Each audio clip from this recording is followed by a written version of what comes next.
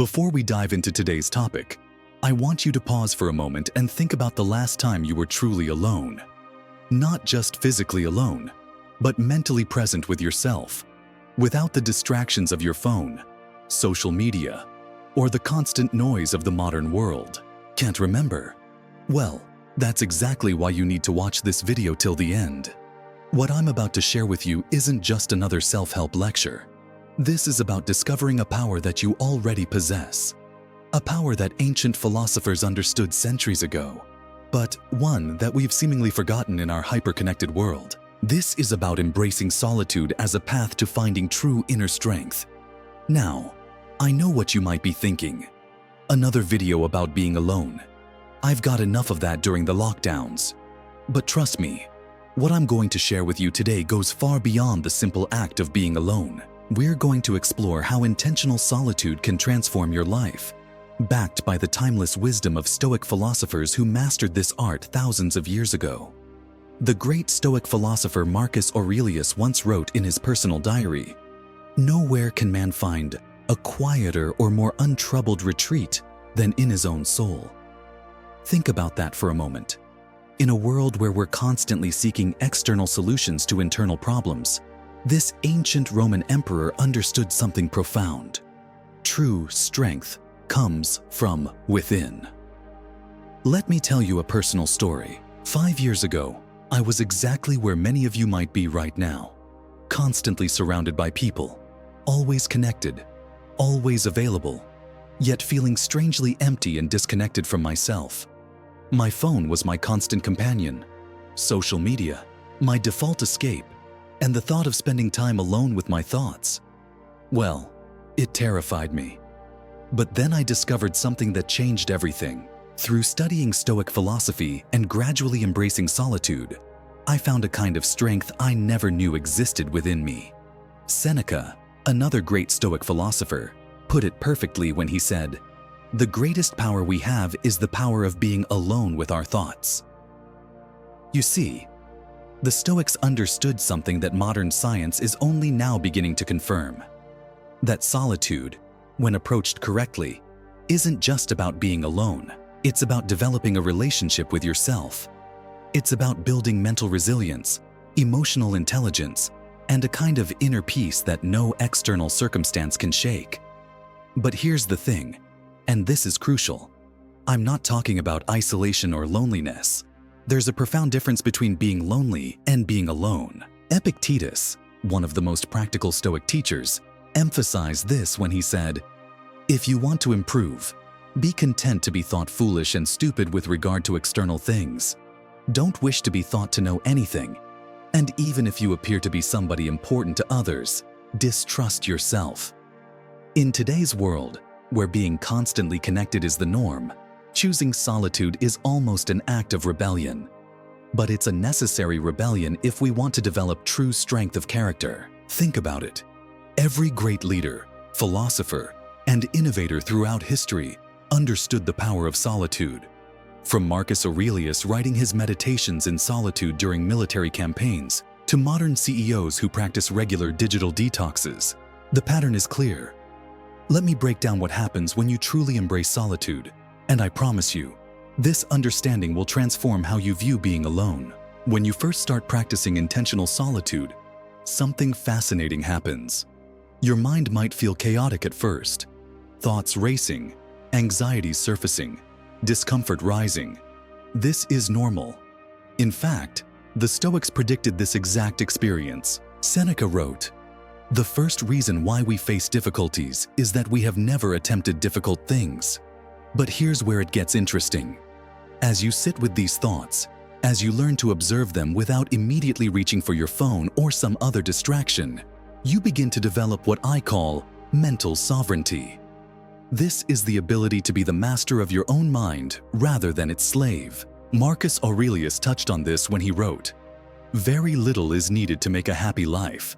It is all within yourself, in your way of thinking." Let me share something that happened to me during my journey with solitude. About 3 months into my practice of spending 1 hour each day in complete solitude. No phone, no books, no distractions. I faced a major crisis at work. A project I'd led for months was falling apart, and everyone was looking to me for solutions. In the past, this would have sent me into a spiral of anxiety and endless consultation with others. But something was different this time. During my solitude practice that evening, I realized what Epictetus meant when he said, "It's not what happens to you, but how you react to it that matters." The quiet strength I had developed through solitude allowed me to approach the problem with clarity and calm. Instead of reacting from a place of panic, I was able to respond from a place of wisdom. This brings us to a crucial point about solitude. It's not just about being alone, it's about developing self-sufficiency. The Stoics called this concept autarkia, or inner self-sufficiency. Zeno of Citium, the founder of Stoicism, taught that happiness and strength come from aligning ourselves with nature and reason, not from external circumstances or others' approval. Think about how much of your life is spent seeking validation from others. The likes on your posts, the opinions of your colleagues, the approval of your family and friends. While relationships are important, true strength comes from being able to stand firmly in your own truth, even when standing alone. But here's the paradox, and this is something that took me years to understand. Embracing solitude actually makes you better at relationships. When you're comfortable with yourself, when you've developed that inner strength, you bring a different quality to your interactions with others. You're no longer needing them to fill a void. You're choosing to share your completeness with them. Musonius Rufus, another great Stoic teacher, said, "We should do good to others as simply and as naturally as a horse runs, or a bee makes honey, or a vine bears grapes season after season without thinking of the grapes it has borne." This kind of natural goodness, this ability to give without neediness, comes from a place of inner strength, a strength that can only be forged in solitude. Now, I know what some of you might be thinking. This sounds great in theory, but how do I actually practice this in my busy life? Well, that's exactly what I'm going to share with you next. The practice of solitude doesn't require you to retreat to a mountain cave or spend weeks in isolation. It starts with small, intentional steps. Remember what Marcus Aurelius said, "When you arise in the morning, think of what a precious privilege it is to be alive, to breathe, to think, to enjoy, to love." Let me share with you 3 practical ways to begin this journey, methods I've personally tested and refined over years of practice. The first is what I call the morning sanctuary. It's simple but powerful. Wake up 30 minutes earlier than usual. I know, you value your sleep. But hear me out. These 30 minutes, when the world is still quiet, when your phone is still off, can become your fortress of solitude. During this time, do nothing. And when I say nothing, I mean nothing. Don't meditate, don't journal, don't plan your day. At least not at first. Simply sit with yourself. Watch your thoughts come and go. This is what Epictetus meant when he said, "First learn the meaning of what you say, and then speak." Before we can effectively engage with the world, we need to learn to engage with ourselves. The second practice is what I call digital sunsets. 1 hour before bed, disconnect completely from all digital devices. This isn't just about better sleep, though that's a wonderful side effect. It's about creating a daily period of forced solitude. At first, this might feel uncomfortable, even anxiety-inducing. But, as Seneca wisely noted, we suffer more often in imagination than in reality. During my first week of practicing digital sunsets, I noticed something fascinating. The anxiety I felt about being disconnected was actually revealing my unhealthy attachment to constant connection. This revelation alone was worth the discomfort. As Marcus Aurelius advised, "Look within. Within is the fountain of good, and it will ever bubble up, if thou wilt ever dig." The third practice is perhaps the most challenging, but also the most rewarding: the weekly wilderness walk. Once a week, take a long walk alone in nature. Or if you're in a city, find a park or any green space. The key is to walk alone, without music, without podcasts, without any artificial input. Just you, your thoughts, and the natural world. This practice connects us to something the Stoics understood deeply: our relationship with nature. Hierocles, a later Stoic philosopher, described humans as being part of a series of concentric circles, connecting us to family, community, and ultimately to the cosmos itself. When we walk alone in nature, we begin to feel these connections viscerally. I remember my first intentional solitude walk. It was a crisp autumn morning, and I felt almost guilty for wasting time just walking. But about 20 minutes in, something shifted. My racing thoughts began to slow down. I started noticing details I'd never seen before: the intricate patterns of tree bark, the subtle sounds of leaves in the wind, the rhythm of my own breathing. This experience taught me something profound about solitude. It's not just about being alone with our thoughts. It's about becoming fully present to our existence. As Marcus Aurelius put it, when you have assumed these names: good, modest, truthful, rational, a person of equanimity, and magnanimous, take care that your actions do not make your names false. But here's the most important thing to understand about these practices. The most important thing to understand about these practices is that they're not about achieving some perfect state of enlightenment. They're about building a relationship with yourself that's strong enough to weather any storm. As Epictetus said, "It's not what happens to you, but how you react to it that matters." Through solitude, we develop the capacity to choose our reactions rather than being ruled by them. I've seen this transformation in my own life, and in the lives of countless others who've embraced this path.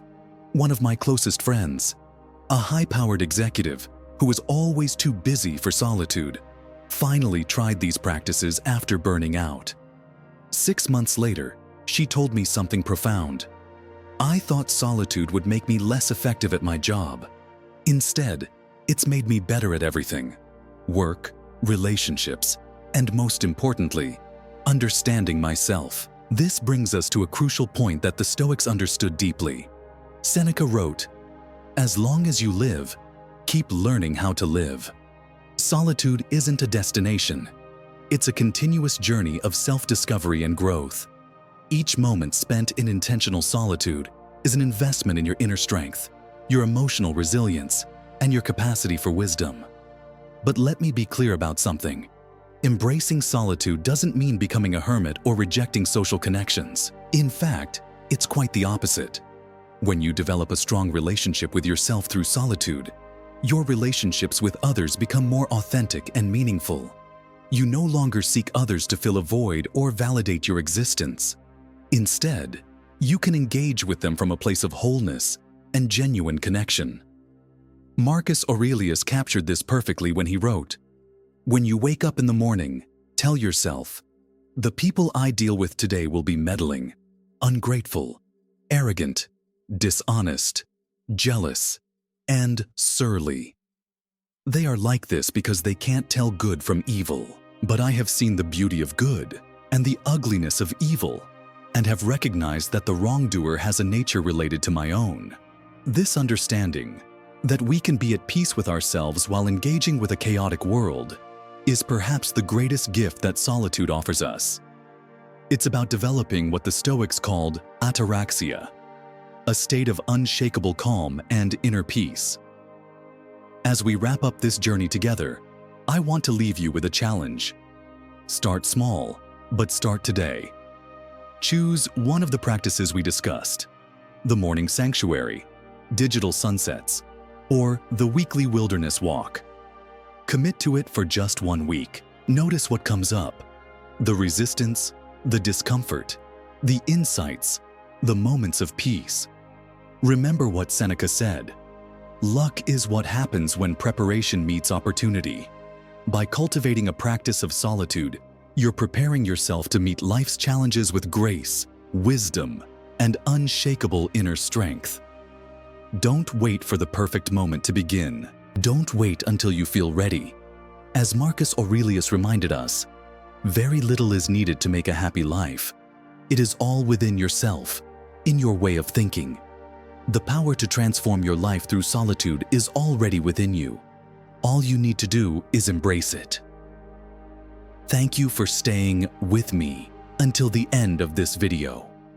If you found value in these insights, please share this message with someone who might need to hear it. Sometimes, the greatest gift we can give others is the permission to be alone with themselves. Remember, true strength isn't found in constant connection or external validation. It's found in those quiet moments when you choose to sit with yourself, embrace the solitude, and discover the wealth of wisdom that lies within. Until next time, stay strong, stay wise, and don't be afraid to be alone with your thoughts. As Epictetus said, the key is to keep company only with people who uplift you, whose presence calls forth your best. And sometimes, the best company you can keep is your own.